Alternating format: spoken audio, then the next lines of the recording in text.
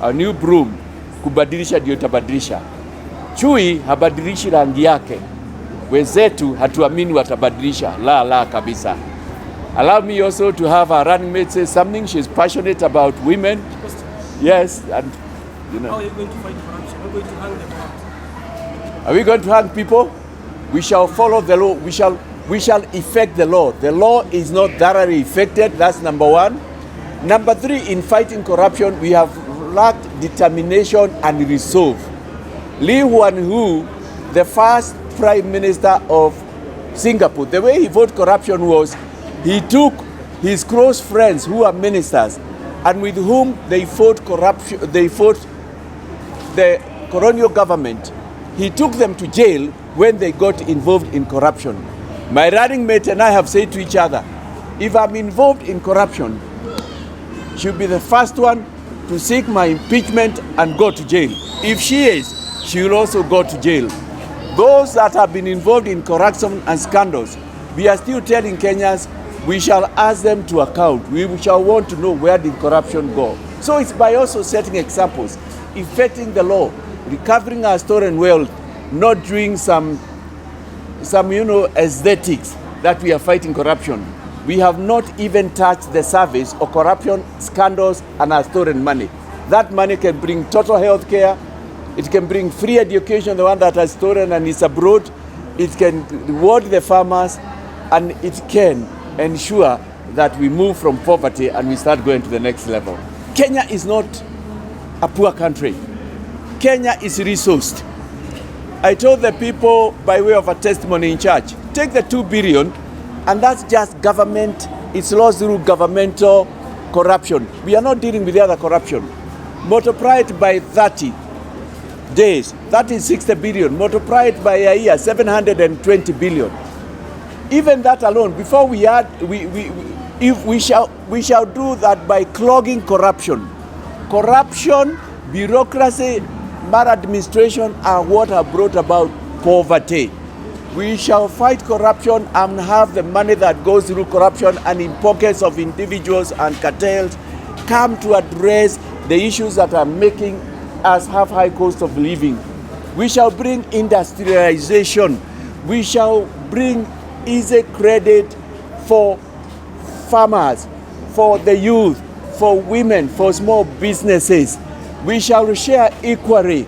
We shall ensure there is equality and equity in sharing the national cake so that at the count levels, more money goes in there. And finally, when we stop where our money has been getting lost, we bring determination, resolve, we bring straightforwardness. Let me tell you, my brothers, the cost of living will go down, but we shall not be ready to take more loans. We shall not be ready to increase this cost. Indeed, from the first 100 days, we shall seek to bring the cost of those things down. On our second door after we have been sworn, we shall want on my desk all the files to do with scandals, illegally stashed money there with the full report, what has been done, who has stolen, and we shall be telling Kenyans what we find out. I think we want to make clear that as a government, we don't think it's right to say we will abolish or go on with CBC.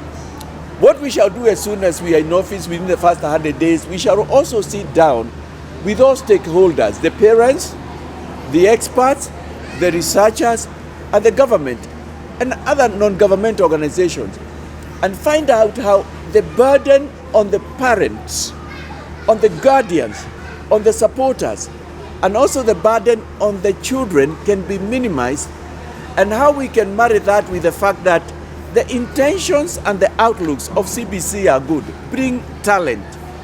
By the time you are finishing your primary school, there is something you can do for yourself. By the time you are finishing the secondary school, you can be self-employed, because that is largely the way to go. And as a government, we will ensure that there is easy credit. When I was in school, I will say this aloud and reverse that gender is an agenda. Female gender is an agenda. And that is why His Excellency has picked me to stand in the position to fight for the women. So we are an agenda. We are a business to discuss about. Asante Mutembei, majina yangu ni Zakaria Kariuki Dirango. Karibu sana, hapa ni Kamuru. Kabla hujafika Kamuru shopping center iko between Luai na Kamuru. Hii shamba iko mahali kunaitwa Kipawa. 100 meter kutoka Kangudo Road. Umejionea wewe mwenyewe. Kuna supermarket. Hii shamba ni next to high school. So karibu sana Mutembei. Yes. Nimefurahi sana, kwanza hii area inakaa smart sana. Maybe siku ya leo nataka tueleze viewers tuko hapa kwa sababu gani? Tunataka tuwaelezee ya kwamba Nairobi bado haijaisha. Nairobi bado kuna plot. Hizi plot ziko constituency ya Kasarani constituency. Yes. So tuko na plot hapa. Yes.